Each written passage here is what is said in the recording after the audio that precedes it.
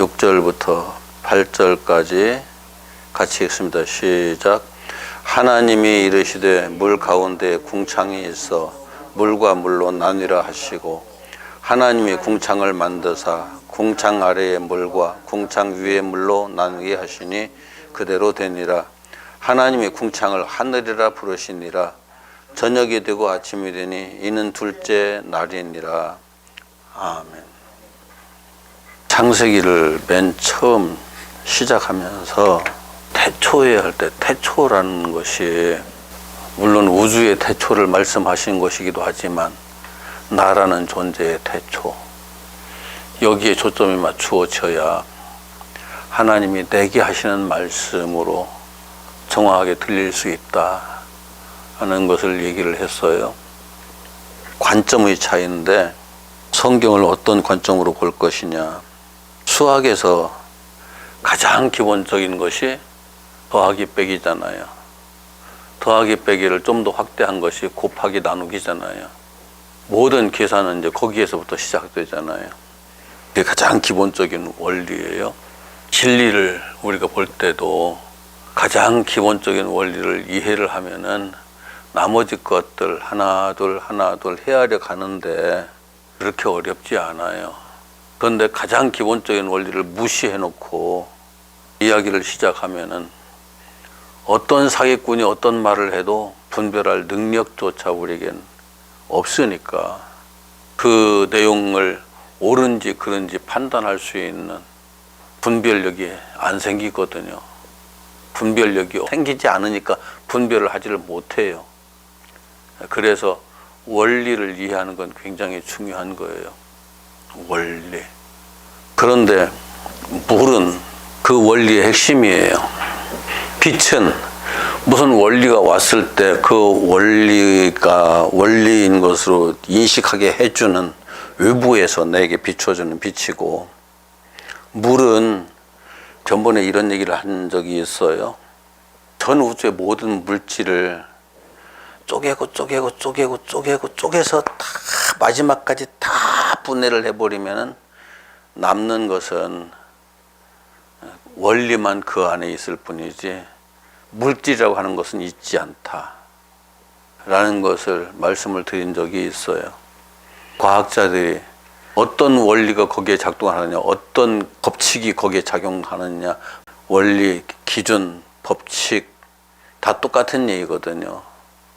그것이 작용을 하는 것, 그 법칙을 성령님께서 감싸 돌리고 계신다. 그것이 우리 한글 성경이 이런 면에서 참 많이 답답해지는 거예요. 성령이 물 위에 운행하시니라라고 되어 있잖아요. 성령이 수면 위에 운행하신다는 것이 2절의 내용인데 1절, 2절에 보면은 하나님이 천지를 창조하시니라 해놓고 물을 따로 창조했다는 내용이 없어요. 물을 따로 창조하지 않았는데 물이 있어요. 수면에 운행하신다. 그런데 이 물이 물론 하늘과 땅을 창조하실 때 함께 창조되었을 수도 있어요. 그러나 이것을 구태여 창조하신 것처럼 말씀하시지 않는 이유가 성경에서 물이 가지는 의미가 굉장히 광범위하기 때문에 그래요. 굉장히 넓기 때문에.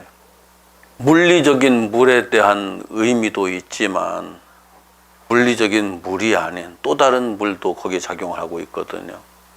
창세기에서는 지금 하나님께서 성령이 물덩어리를 감싸서 돌리고 계신다라는 표현을 했을 때 이 물덩어리는 창조된 물덩어리가 아니고 원리, 원칙, 기준, 법, 진리, 생명 이런 것까지 다 포함된 그 엄청나게 뭐라고 할까요? 개념이 어떤 단어 하나 가지고 설명될 수 없는 특별한 것에 대한 말씀을 하고 계신 거거든요. 이 내용이 우리들이 가지고 있는 물리적인 현상계의 인식체계, 이 땅에 태어나서 우리가 보고 듣고 어떤 형태로 감각을 해서 느낀 것만을 중심으로 형성된 인식체계에서는 이 물에 접근하기가 굉장히 어려워요. 자, 우리가 지금 가지고 있는 지식 가지고 접근할 수 없는 것들이 참 많아요. 절대적이라고 하는 것은 그 어떤 것으로도 딱 규정해서 이건 이것이다라고 말할 수 없는 그 한계성을 뛰어넘는 것이다. 그런데 성경에서 보면은 재미있는, 성경의 모든 내용이 거의 다 그렇지만 하나님이라고 하는 존재를 그동안 우리는 그냥 기껏해야 산신령 같은 존재, 아니면은 우리들이 그 신화 같은 데서 나오는 그런 특별한 어떤 우리가 만들어 놓은 신적 존재, 이런 차원에서 하나님을 설명하고 이해를 하려고 했었는데, 하나님은 그렇게 설명되는 그 순간 그 하나님 아니거든요. 초라한 하나님이 돼버리고 말아요. 우리가 그 하나님을 설명하려고 하는 그 순간부터 하나님은 초라해져요. 그 하나님이 초라해서 초라한 것이 아니라 우리의 생각이 그 하나님을 설명할 수 없기 때문에, 설명할 수 있을 만한 생각체계가 우리 안에 없기 때문에 무언가 설명하는 그 얘기를 듣다 보면 하나님이 참 초라하게 느껴질 수밖에 없는 그런 상황들을 우리는 언제든지 확인할 수 있어요. 하나님을 내가 얼마나 이해하고 있느냐에 따라서 저 사람이 말하는 하나님의 이야기를 듣다 보면 참 저 사람의 하나님은 진짜 참 초라하구나 하는 생각을 할 수밖에 없는, 그래서 물리적인 한계성의 인식체계를 가지고 있는 우리로서는 이 하나님의 말씀을 이해한다는 것 자체가 쉽지는 않아요. 그래서 성경에서는 하나님의 말씀을 다양한 형태로 다양한 어떤 예를 들어서 설명을 하고 있죠. 물이라고도 하지만 빛이라고도 하고 생명이라고도 하고 진리라고도 하고 법이라고도 하고 여러 가지 가지고 있는 그 특징에 따른 많은 것들을 끌어다가 설명을 하지만 그 설명이 완벽하게 되지를 않아요. 이런 한계성.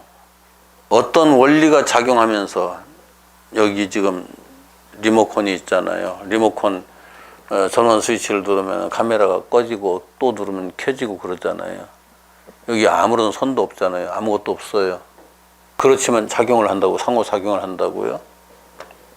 그런데 이런 것들은 물리적인 차원에서 얼마든지 설명이 돼요. 전자라고 하는 것만 이해를 하면은 얼마든지 설명이 가능해요. 그런데 하나님은 그렇게 설명될 수 있는 분이 아니라고요. 그래서 하나님 당신을 물이라고도 표현을 하시기도 하거든요. 하나님이 물이시기도 하지만 또 재미있는 표현이 있어요. 시편 29편 3절에 보면은 여호와의 소리가 물 위에 있도다. 영광의 하나님이 우레소리를 내시니 여호와는 많은 물 위에 계시도다. 하나님이 말씀이고 그 말씀이 물로 표현되고 그 물 위에 하나님이 계시고, 이게 우리들의 물리적인 차원에서 이런 표현들을 듣다 보면은 말도 안 되는 이야기들이 계속 반복되는 거거든요. 그래도 하나님이 당신을 우리들에게 나타내 보여주시기 위해서 설명을 할 수밖에 없으니까 우리들이 가지고 있는 인식체계 안에서 최대한 많은 것들을 응용하고 적용을 해가면서 그렇게 말씀을 하신다고요. 그래서 성령께서 물을 감싸고 있다. 이게 좀 어려운 얘기일 수 있지만 하나님을 감싸고 있다. 성령이 하나님이고 하나님이 성령이신데 또 감싸고 있다는 것은 무슨 의미일까요? 여기에서 물이라는 것은 그래서 또 이제 그 어떤 원리, 원칙, 기준, 법 그런 차원에서 접근해 갈 수밖에 없는 거죠. 그 모든 원리와 원칙과 기준과 법칙 이런 것들을 성령께서 통째로 감싸고 돌리신다, 운행하신다, 섭리하신다, 그런 의미였었거든요. 그 물덩어리를 하나님께서 둘째 날에 윗물과 아랫물로 나누셔요. 물을 윗물과 아랫물로 나누시고 그 가운데 궁창을 두신다고요. 궁창이라는 말은 빈 공간이란 말이거든요. 윗물과 아랫물 사이에 빈 공간을 두시고 이 물과 저 물이 섞이지 않도록 하시는 거죠. 자, 지금 현재 물리적인 세계에서 윗물과 아랫물이 섞입니까? 안 섞입니까? 물리적인 세계에서. 물리적인 세계에서 윗물은 뭐예요?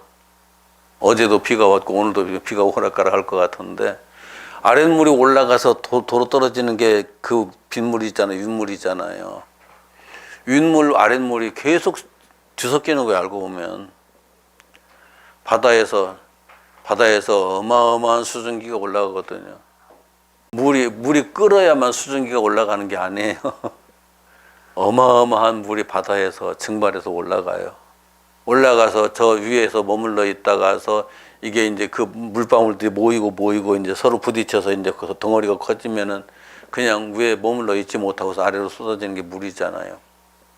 그러면서 윗물과 아랫물은 계속 교류를 하거든요. 그런데 여기에서 이제 물리적인 차원으로 이해를 하면 그 가운데 이제 빈 공간이 있잖아요. 윗물과 아랫물 사이에. 이런 그 물리적인 이해를 들어가지고 하나님께서 하나님의 그 원리와 원칙과 기준, 법, 이 토라의 세계, 말씀의 세계가 나누어져서 중간에 공간이 있어가지고 서로 섞일 수 없는 이것이 윗물이 아랫물에 영향을 하나님의 법에서는 줄 수 있지만 아랫물이 윗물에 영향을 절대 끼치지 못하는. 그러니까 원래 윗물과 아랫물이 하나였어요. 서로 다른 물이 아니고 영적인 차원에서 보면은 하나님의 속성을 그대로 이루고 있는 그 원리와 원칙과 기준과 법이 이 땅의 모든 물리적 세계에서 작용하고 있는 원리와 원칙과 기준과 법과 다른 원리와 원칙과 기준 법이 아니라 같은 원리였었고 같은 원칙이었고 같은 기준이었고 같은 법이었다는 거죠. 그런데 하나님께서 이걸 위에 것과 아래 것으로 이렇게 나눠버리신다고요. 그럼으로써 이 아랫물의 역사가 어떻게 진행될 것인가 하는 것을 우리들에게 암시해 주는 내용이에요. 인간은 아래에 있잖아요. 위에 있지 않잖아요. 인간도 아래에 있지만 사탄도 이 아래로 쫓겨나거든요. 위에서 존재하지를 못하고. 그래서 하나님의 세계의 그 원리와 원칙과 기준과 법은 절대적인 것으로 완벽하게 태초 이전부터 하나님이 천지를 창조하시기 이전부터 그대로 순수하게 유지가 되고 있는 거고, 이 땅의 물은 지금 이제 물리적으로도 이 땅에 물이 오염되고 있잖아요. 계속 바다에서 엄청난 쓰레기 섬이 떠다닌다고 그러던데 그것뿐만이 아니잖아요. 지금 온도도 지금 자꾸 바닷물의 온도가 수온이 올라간다고 지금 난리들인데 영향을 받을 수밖에 없어요. 아랫물은 어차피 인간에 의해서. 바닷물의 쓰레기 섬이 그 쓰레기가 누구에 의해서 만들어진 거예요? 인간에 의해서 만들어졌잖아요. 바닷물의 온도가 수온이 올라가는 이 원인이 어디에 있어요? 우리가 만들어낸 것들이 전부 다 우리가 만들어낸 것들. 그런 것들이 결국은 지구의 온도를 점점 상승시키는 이런 이제 작용을 하고 있거든요. 그렇다고 해서 윗물에는 전혀 그것이 영향을 끼치는 것이 아니고 아랫물에만 영향을 끼치는 건데, 물리적인 차원의 얘기가 아니에요. 영적인 차원이에요. 그런데 이제 사탄이 이 아랫물로 세상으로 쫓겨나면서 아랫물에 작용하면서 아랫물을 엉망진창으로 만들어버리죠. 인간이 똑같이 사탄과 함께 아랫물을 엉망진창으로 만들어버리죠. 그 결과로 저 위에 하나님께 있는 참 진리가 우리에게 온전히 전달되기가 쉽지 않은 거예요. 우리는 이 땅의 원리와 원칙과 기준과 법, 그것이 전부인 것처럼 생각하는데, 이게 원래는 가장 근원적인 차원에서 이 두 물이 다른 물이 아니라 똑같은 물이었지만, 이게 언제부터 바뀌느냐 하면은 에덴 동산에서 사탄이 그것을 너의 관점으로 보고 너의 관점으로 이해하라. 그것을 내 것으로 만들어서 너의 관점으로 보고 이해하고 적용해라 라고, 우리는 그냥 선악을 알게 하는 나무의 열매를 따서 먹어라 라고 이제 그렇게 성경에 기록된 문자대로만 이해를 하고 있지만, 네가 그 지식, 옳고 그름을 판단하는 그 지식을 네 것으로 만들어서 네가 너의 가치관을 가지고 내 생각대로 네가 하고자 하는 대로 그 지식을 응용해서 사용하면은 너는 하나님처럼 돼 하는 얘기가 되는 거죠. 사탄이 먼저 시작을 했고 우리들에게 그것을 그렇게 하라고 유혹을 했고 우리들은 사탄의 유혹을 받아들여 가지고 그 이 아랫물을 어마어마한 오염된 물로 바꿔 가는 거예요. 이것이 아랫물과 윗물의 차이예요. 그럼 바꾸는데 우리가 우리의 가치관을 가지고 진리를 바꾸면은 진리 자체가 바뀌는 걸까요? 아니면 진리의 해석이 바뀌는 걸까요? 예, 진리의 해석이 바뀌죠. 진리는 안 바뀌어요. 진리의 해석이 바뀌어요. 그러면서 그 잘못된 해석을 가지고 진리를 또 나도 그대로 인식하고 다른 사람들에게도 그렇게 또 해석해주는 그런 이제 역사의 흐름 속으로 쫙 흘러가거든요. 그것이 이 땅에서 벌어지고 있는 일이에요. 이 땅에서 벌어지고 있는 일. 성경이 진리의 말씀인 건 맞아요. 그런데 성경을 누가 해석하느냐에 따라 가지고 이단자가 가지고 성경을 해석하면은 이단적 해석이 되잖아요. 사탄이 가지고 해석하면은 사탄의 메시지가 되잖아요. 진정한 하나님의 종이 가지고 말씀을 해석하고 적용하면 하나님의 말씀이 되지만 너도 나도 누구든지 나서 가지고 내가 하는 게 진리고 하나님의 말씀 그대로야라고 얘기를 해가면서 그렇게 우리들에게 이 말씀을 들이대면은 이 말씀을 우리들은 정확하게 원리와 원칙과 기준의 가장 근본적인 것을 이해하고 그래서 들어보면서 아 그거 아니야 라고 할 수 있는 사람이 얼마나 될까요? 이게 우리들은 솔직히 사기꾼이 사기치는 말도 제대로 분별하지 못하는 경우가 수두룩하잖아요. 아니 들어보면 빤한 거짓말인데 그 빤한 거짓말을 가지고 말을 하고 있는데도 분별 못하는 사람이 수두룩해요. 아니, 저 사람이 서울대 출신인데 저 말도 안 되는 인간 옆에 붙어가지고 그것이 진리라고 떠들고 있으니 박수 쳐주면서 오히려 사람들 끌어다 붙여주고 있으니 인간의 지성과 인간이 가지고 있는 판단력 가지고는 한계성이 너무나 분명하다는 것을 나는 자주 느껴요. 자주. 재미있는 표현이 하나님이 많은 물 위에 계신다는 말이 아까 시편 29편 한번 찾아서 확인해요. 시편 29편 3절 같이 읽습니다. 시작. 여호와의 소리가 물 위에 있도다. 영광의 하나님이 우레소리를 내시니 여호와는 많은 물 위에 계시도다. 이게 그냥 단순한 물 얘기가 아니잖아요. 다윗이 무엇을 정확하게 보고 이렇게 기록했는지 나는 이제 알 수는 없어요.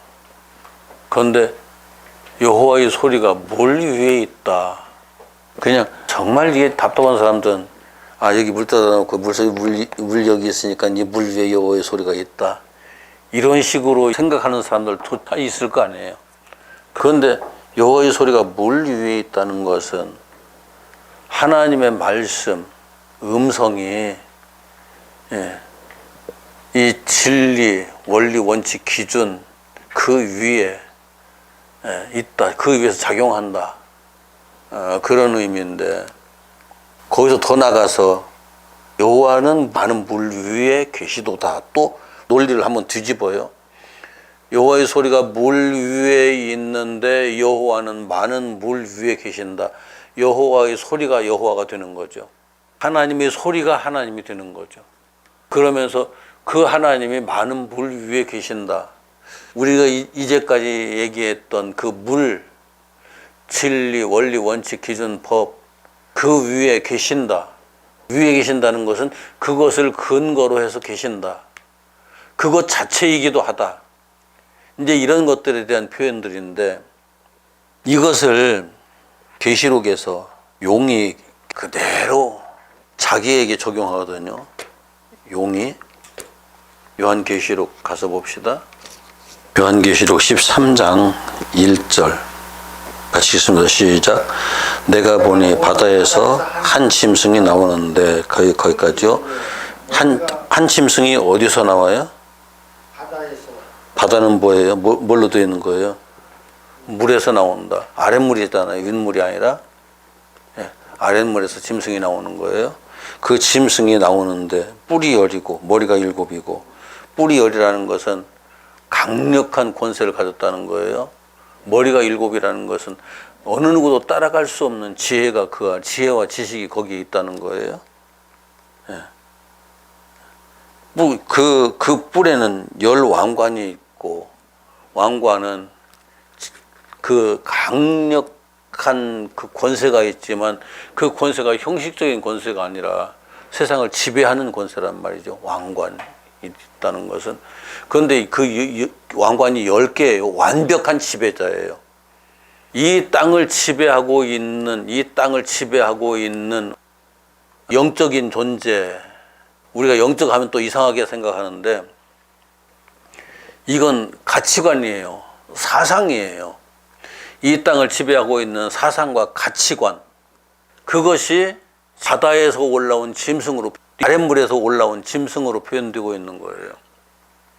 그런데 그 짐승에게 용이 자기의 능력과 보좌와 큰 권세를 그에게 주었더라. 여기 2절 계속해서 읽읍시다. 시작. 내가 본 짐승은 표범과 비슷하고 그 발은 곰의 발 같고 그 입은 사자의 입 같은데 용이 자기의 능력과 보좌와 큰 권세를 그에게 주었더라. 이 땅의 사상과 가치관에게 용이 모든 것을 다 위임해버렸다. 이런 의미예요. 이 땅에 인본주의적인 가치관이라고 이제 또 표현할 수도 있는데, 인간을 중심으로 한 뇌가 선악을 아는 열매를 먹는 날에는 내 눈이 밝아져 하는 것과 같이 연결되어 있는 거예요. 그 머리 하나가 상하여 죽게 되었으니, 이제 그 3절로 넘어가면은 죽게 된 것 같더니 그 죽게 되었던 상처가 나음에 온 땅이 놀랍게 짐승을 따르고. 이게 무슨 얘기냐면 예수께서 십자가에 달려 죽으신 것을 흉내내는 거예요. 죽었다 살아나는 것. 그래서 이 땅의 지식이, 이 땅의 가치관이 무시돼서 이 땅에 사라진 것 같았는데, 이게 이제 시기적으로 보면 역사 속에서 몇 가지를 찾을 수 있는데, 그 중에 대표적인 것이 이 땅의 가치관이 교회에 짓눌려서 맥을 못 쓰던 때가 있었어요. 그게 어느 때죠? 중세시대. 교회의 세력에 눌려가지고 이 땅의 모든 가치관이 죽을 것 같았어요. 그러다가서 르네상스가 시작되면서 이 땅의 문화가 교회 문화를 뒤덮어버리죠, 다시. 그런데 이제 우리가 그것만 볼 것이 아니라 유대의 역사에서도 이런 일들이 몇 번 반복이 돼요. 이스라엘 역사에서도, 그 전의 역사에서도 그랬죠. 이것은 계속 반복되는 역사예요. 그래서 이 땅의 인본주의 가치관에 따른 모든 것들은 신본주의에 어떻게 해서든지 자꾸 도전을 하고 신본주의를 깨려고 몸부림을 치거든요. 이 둘은 양립할 수가 없으니까. 그런데 재미있는 건 17장으로 갑시다. 계시록 17장 1절 한 절만 봅시다. 시작. 또 7 대접을 가진 7 천사 중 하나가 와서 내게 말하여 이르되 이리로 오라. 많은 불 위에 앉은 큰 음녀가 받을 심판을 내게 보이리라. 이 시편 29편 3절에 있는 내용을 그대로 옮겨놔서 그 많은 물 위에 앉은 큰 음녀. 여기 음녀는 타락한 교회예요. 타락한 교회. 이전 교회에서 말하던 대로 적용을 한다면은 로마 캐톨릭이라고 얘기를 하겠지만, 아니, 그뿐만 아니라 참 진리에서 벗어난 모든 교회는 음녀예요. 타락한 교회예요. 타락한 교회가 어디에 앉아 있다고요? 많은 물 위에 앉아 있다. 진리처럼 보이는, 세상에서 볼 때는 완벽한 진리처럼 보이는 그 원리, 원칙, 기준, 법, 진리, 그 위에 앉아 있다. 단 윗물이 아니고 아랫물이에요. 참 교회는 아랫물에 속해 있지 않아요. 윗물에 속해 있지만 아래에 있어요. 아래에 있다가서 나중에 그 위로 올라가는 존재들이 있는 거지, 아래에서 아랫물을 형성하고 아랫물의 어떤 영향을 받아가면서 그 아랫물이 만들어지고 아랫물이 변하는 어떤 과정에도 역할을 하지 않아요. 참 교회는. 그런데 이 음녀, 변질된 교회는 아랫물에 아주 지대한 영향을 받으면서 또 지대한 영향을 끼치죠. 많은 물 위에 앉아 있기도 하지만 17장 2절 3절 시작.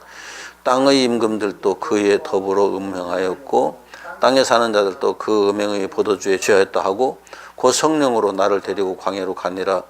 내가 보니 여자가 붉은 빛 짐승을 탔는데 그 짐승의 몸에 하나님을 모독하는 이름들이 가득하고 7머리와 10뿔이 있으며, 여기 7머리와 10뿔 앞에 아까 우리가 읽었던 그 짐승 얘기잖아요. 7머리 10뿔. 그 짐승을 이 여자가 타고 있다. 아니, 많은 물 위에 앉아 있는데 그 짐승을 타고 있다. 그 짐승과 그 물은 똑같은 거예요. 사상, 가치관.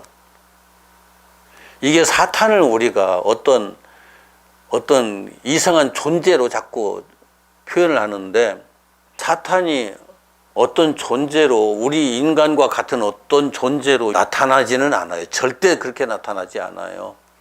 사탄은 항상 어떤 가치관으로 와요. 어떤 사상으로 와요. 우리 안에 올 때. 그게 어떤 존재로 오는 것은 그 하급이에요. 그냥 항상 한참 낮은 거예요. 귀신처럼. 신비를 가장해가지고. 신비를 가장하는 것은 한참 차원이 낮은 거예요.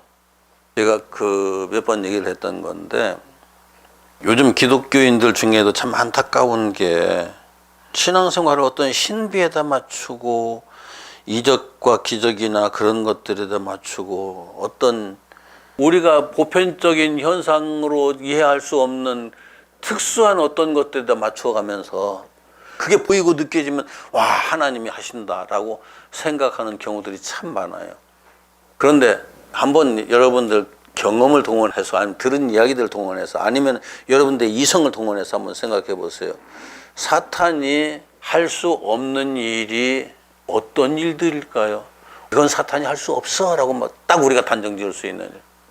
많은 사람들이 하는 신비에 대한 그 내용들은 사탄도 똑같이 다 해요. 사탄이 할 수 없는 일이 없어요. 사탄이 할 수 없는 일 딱 하나, 자기 부정. 사탄이 자기 부정을 하면 어떻게 돼요? 더 이상 사탄 아니잖아요. 사탄이 자기 부정하면 천사예요. 그런데 사탄이 자기 부정하는 게 허락이 되지 않았거든요. 사탄에게는. 자기 부정의 극치가 성경에서 어떻게 표현되나요? 자기 부정의 가장 끝에서 이루어지는 일, 자기를 십자가에다 못 박는 거잖아요. 자기 부정의 마지막에 자기를 죽이는 거잖아요, 스스로. 사탄이 자기를 부정하고 자기를 죽이면 사탄에게 부활이 있을까요? 없어요. 그래서 내가 그리스도와 그 십자가 외에는 더 이상 아무것도 알지 아니하기로 작정했다고 바울이 말하는 이유가 그거예요. 그것만이 완벽하고 나머지 것들은 완전한 거 아무것도 없다. 어떤 기적과 이적을 다 보인다. 우리가 사랑 얘기하지만은 사탄이 사랑을 안 하나요? 사탄도 끔찍한 인류애를 동원하기도 해요. 그러니까 우리가 생각할 때 전 신비에 속한 기적이다, 이런 것들을 주목하다 보면은 우리는 어느 순간에 사탄에게 휙 끌려가도 전혀 이상할 게 없는 상황이 되는 거예요, 그냥. 그래서 성경에서 이게 참 진리와 유사한 진리들이, 요즘 과학에서도 유사과학 얘기를 많이 하더라고요. 진짜 과학이 아닌 유사과학. 이게 뭔가 질이 다른, 문제가 있는, 과학이라고 말을 하고 있지만 들어보면 과학이 아닌 그런 얘기를 들어가면서 저건 유사과학이다라고 얘기를 하더라고요. 유사과학은 검증을 하면은 과학이 아니라는 것이 확인되거든요. 진리도 마찬가지죠. 진리도 유사진리가 있어요. 유사진리는 검증하면은 다 드러나게 돼 있어요. 검증을 누가 하느냐에 따라 이제 달라지겠지만, 나누어진 유인물에 맨 밑에 부분에 관로를 내가 쳐놓은 부분이 있어요. 거기만 읽고서 잠깐 설명하고 마칠게요. 모세오경을 일컫는 이름 중에 율법이라는 이름으로 많은 사람들이 너무나 단순하고 손쉽게 접근한다. 그러나 율법을 지칭하는 원어 토라는 단순히 사법적 체계의 법조항을 열거한 내용이라는 의미가 아니다. 토라는 율례, 법칙, 규범, 기준, 원리, 도의 등의 의미가 함축되어 있지만 생명, 빛, 길, 진리로 제시되기도 하는데 이를 통상적으로 하나님의 말씀이라고도 한다. 그리고 하나님의 말씀은 헬라어의 로고스를 우리말로 옮겨온 것이다. 그리고 유대의 전통에서 율법은 법조문처럼 보이는 부분만을 의미하지 않고 모세오경 전체를 의미한다. 모세오경은 하나님의 백성들이 세상에서 전 생애를 통해 살아내야 할 율례, 규례, 규범, 법칙, 법도, 기준, 원리와 도의로서 창조주 하나님의 말씀이기 때문이다. 그리고 그 말씀이 세상에 적용되어 나타나는 현상이 역사가 되고 말씀이 성육신 하신 이가 예수 그리스도시다. 그러므로 신구약 성경을 통틀어서 토라는 헬라어의 로고스와 같은 개념이다. 그래서 여기 창세기에서 가장 먼저 등장하는 물, 피조물 중에 이제 땅이 혼돈하고 공하며 흑암의 깊음에 있고 땅 다음으로 그 다음에 이제 물이라는 관점, 성령께서 물 위를 운행하신다는, 물 위라는 그 존재인 것 같으면서도 존재가 아니고 성령께서 감싸서 돌리고 운행하시는, 또 다른 섭리하고 계시는 그 원리와 원칙, 기준, 법, 절대적인 하나님의 원리와 원칙, 기준, 법, 진리, 그것이 말씀이라고도 하고 그 말씀이 육신이 되어 오신 이가 예수 그리스도이기도 하고, 이 부분을 폭 넓게 이해를 하면은 이해를 해야 돼. 정확하게 뒤죽박죽이 만들어 가지고 이상한 짓을 하면 안 되고, 뒤죽박죽 만들어 가지고 이상한 짓을 하는 그 무리들이 다 이단자들인데 우리 교회 안에서 이것을 엉망으로 만드는 경우들이 참 많아요. 정통교회라고 말하고 있는, 정통교단이라고 말하고 있는 그 정통교단에 속한 교회들에서도 말씀조차 제대로 이해를 못하고 이 물조차 제대로 이해를 못하고 물을 흙탕물로 만들어버리는, 말씀을 그냥 이상한 논리로 바꿔버리고 이상한 원리로 바꿔버리고 사람들의 어떤 그 가치관에 맞춰가지고, 사람들의 가치관에 맞추는 그 순간 변질되거든요. 사람들의 사상에 맞추는 그 순간 바로 변질되거든요. 그게 이제 유사진리가 되는 거죠. 사탄의 메시지가 되는 거죠. 내가 전하는 말씀이 사탄의 메시지가 되는지 성령의 말씀이 되는지조차도 이해를 못하는 사람들이 너무너무 수두룩해요. 이걸 분별할 수 있어야 내가 내 생명을 지키는데, 내 영을 지키는데 문제가 발생하지 않아요. 그렇지 않으면은 하나님의 말씀을 가지고 수많은 사람들을 죽인다고요. 살리는 것이 아니라 영혼을 살린다고 막 떠들면서 열심히 일하지만 살아있는 영까지 죽이는 일들이 비일비재하게 발생한다고요. 꼭 기억합시다. 성경이 창세기에서부터 이 굉장히 심오한 이야기들, 그리고 심각한 이야기들을 이미 하나님은 펼쳐내고 계세요. 단순하게 접근할 수 있는 내용이 아니에요. 하나님이 둘째 날에 물과 물을 나누셨다. 단순한 이야기가 아니에요. 그 물이 윗물과 아랫물을 휘었을 때 나는 윗물에 속한 존재인가 아랫물에 속한 존재인가, 이걸 검증하는 것들이 우리들에게 수시로 이루어져야죠.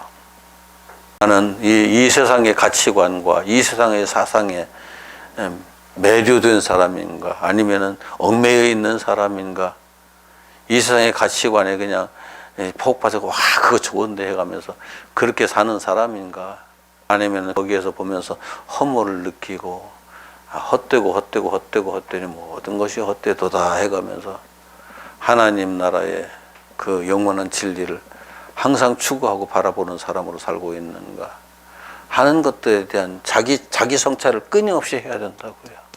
이게 물론 쉽지는 않아요. 이제 그래서 죽을 때까지 해야 되는 거예요. 다 이루었다 아니에요. 절대 다 이룰 사람 없어요. 다 되었다 절대 아니에요. 오늘도 우리는 그냥 되어져 가는 사람들 뿐이에요. 모두 다. 기도합시다. 하나님, 영적 싸움은 가치관의 싸움입니다. 사상의 싸움입니다. 어떤 한 가지 일을 가지고 어떤 가치관과 어떤 사상으로 보느냐에 따라서 하나님의 일이 되기도 하고 사탄의 일이 되기도 하는데, 성경 말씀도 마찬가지입니다. 어떤 사상으로 보고 설명하느냐, 어떤 가치관으로 보고 풀어내느냐에 따라서 사탄의 메시지가 되기도 하고 성령의 말씀이 되기도 하는데, 이 엄청난 사실, 놀라운 사실, 또 두려운 사실을 저희로 하여금 잘 이해할 수 있도록 도와주시고 하나님의 말씀 안에 올바로 머물러 살아갈 수 있는 우리가 될 수 있도록 모든 순간순간 성령으로 이끌어 주옵소서. 오늘도 이렇게 두서없는 말씀을 나누었지만 말씀을 서로 생각하며 깊이 있게 이해하고 그 말씀 안에, 진리의 말씀 안에 머물 수 있는 우리 모두가 되게 하옵소서. 주신 말씀 감사합니다. 주님께 영광 돌립니다. 우리 주 예수님의 이름으로 기도합니다. 아멘.